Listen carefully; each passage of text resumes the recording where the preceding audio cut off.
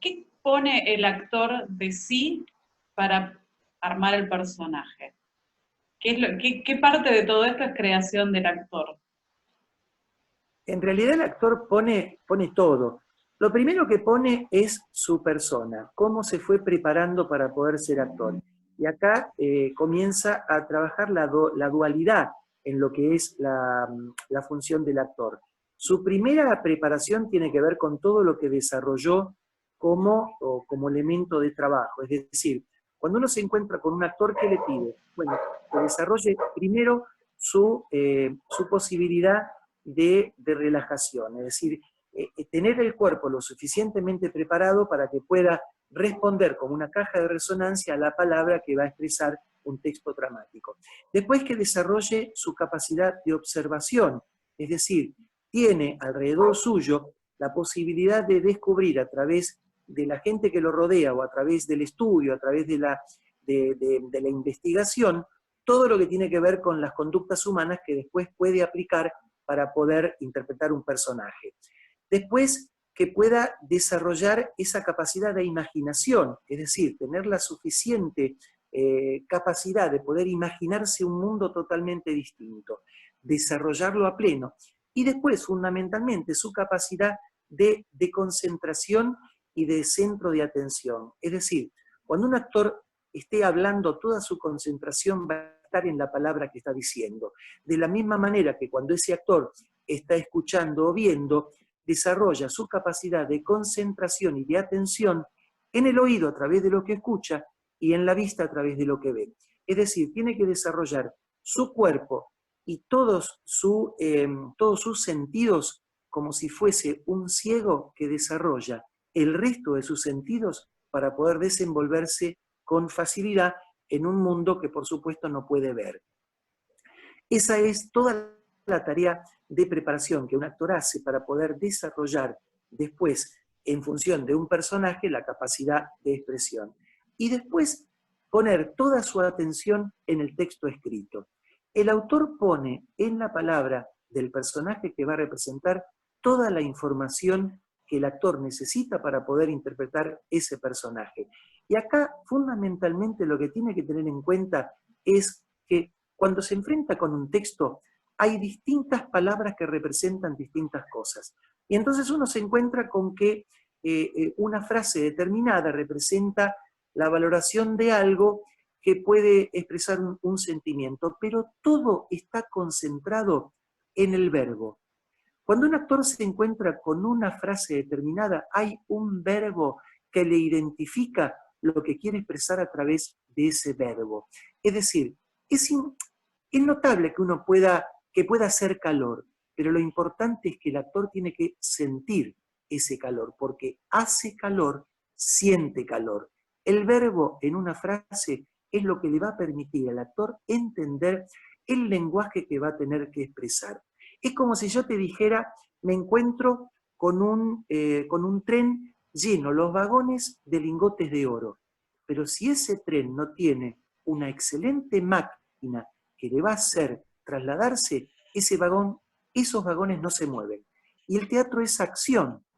Ya lo dijo Shakespeare hace mucho tiempo. La acción corresponde a la palabra y la palabra a la acción. Y el teatro es acción. El teatro es ese verbo en movimiento, el siendo. Y el verbo es lo que le va a dar al actor la representación exacta de lo que tiene que expresar en cada una de las palabras. A ese verbo yo le doy un valor fundamental en la preparación de un texto teatral. Es como si cuando yo me encuentro con un actor y vamos a empezar una lectura, le digo, redondeen los verbos con los que se van a enfrentar en una frase. Ni siquiera pónganle una raya por debajo, redondeenlo, para que cuando después vuelvan a leer esa frase, se den cuenta que por algo lo redondearon. Tienen que valorizar ese verbo porque lo que él le va a dar al actor la claridad de poder expresar una frase sin exagerar y sin inclusive darle poca valoración. Porque todo lo demás es exagerar. Es decir, es como si yo te dijera, el calor ya está armado con palabras que la misma unión de vocales lleva a que el cuerpo se abra, hace calor. pero el frío lleva a que la unión de las vocales lleva a que el cuerpo inclusive se comprima. Entonces, qué importante es que uno diga hace calor, lo importante es que uno siente calor, hace calor. ¿Entendés? Y Entonces podemos decir, perdón, que lo importante para el actor, más allá de decir una frase o de decir lo que le corresponde, es sentir, internalizar de alguna manera ese texto que tiene que decir. Yo puedo venir a decir hace calor y no estoy transmitiendo lo que estoy diciendo porque puedo estar muerta de frío. El público, si yo me callo la boca, no va a interpretar que yo tengo calor. En cambio, perdón, si yo como actor tengo la conciencia de que hace calor y de que tengo calor, no lo voy a transmitir solo con mis palabras, sino que toda yo va a transmitir esta idea de que tengo calor, de que está haciendo calor, y voy a ser convincente, el público va a creerme que realmente tengo calor y que está haciendo calor, y posiblemente, ojalá yo pueda hacer sentir al público el calor que yo estoy representando en escena. Claro, bien. Recién dijiste una frase, me callo la boca. Si vos hubieras dicho me callo, no hace falta agregarle la boca. Ya lo estás diciendo en sí mismo. Me callo la boca es como que si valorizás correctamente una frase, va a ser mucho más natural y el público lo va a entender. Esto es fundamental y es el trabajo técnico que el actor va a empezar a hacer para poder después desentrañar el aspecto psicológico. Y acá es muy importante y fundamental que el actor entienda, siempre con la ayuda del director, cuál es la línea de pensamiento que acompaña a esa frase que está diciendo. Porque a veces podemos estar diciendo lo mismo que pensamos, pero a veces estamos pensando otra cosa. Mientras vos me estás escuchando, me puedes estar diciendo qué interesante lo que decís, y por dentro estás pensando, por favor, cállate la boca que no te aguanto más. Y entonces, esto es fundamental para que de alguna manera el actor, cuando está diciendo un texto, pueda ser claro con el pensamiento. Porque lo que es importante es que el espectador entienda no solo lo que está diciendo, sino también lo que está pensando.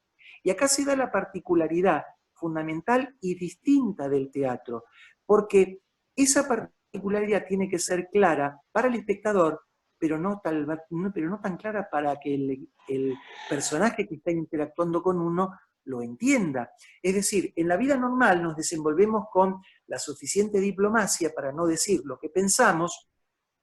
Menudo lío se armaría si todos tuviéramos que decir lo que pensamos, pero fundamentalmente lo disimulamos. Y a veces lo que decimos es exactamente lo que estamos pensando.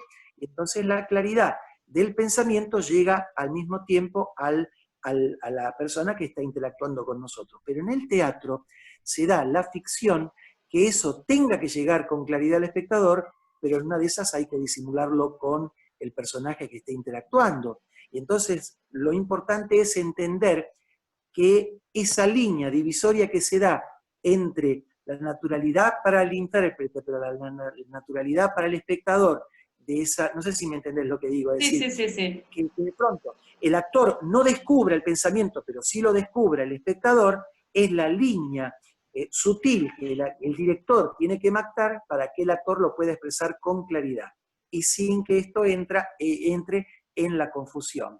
Es decir, esta es la magia del teatro que de alguna manera está siendo interpretado para un espectador sin el cual el teatro no existe. Es un punto, lo que al principio te decía, que son las tres cosas fundamentales que tienen que existir para que el teatro exista, ¿no?